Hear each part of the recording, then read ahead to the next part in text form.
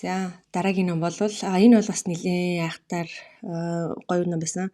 Гэхдээ энэ дээр би дөрөв одлогсон. Яагаад тэгэхээр жоохон миний уншдаг төрлийн ном биш байсан. Гэхдээ үнэхээр уншсандаа баяртай байсан. Яагаад тэгэхээр энэ номыг бол шидэт реализмын ойх, тэгээ Латин Америкийн утга зохиолын ноён оргилуудын нэг гэж үздэг юм лээ.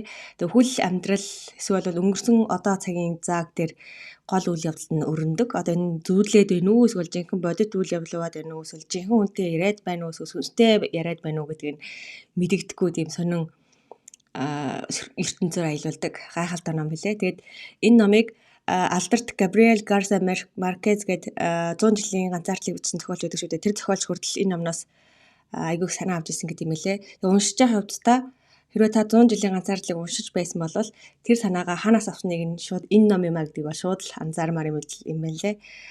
Тэгээд гүн гүнзгий утга санаатай тэг баг зэрэг нууцлаг зохиол дуртай бол энэ номыг санал болгох байна.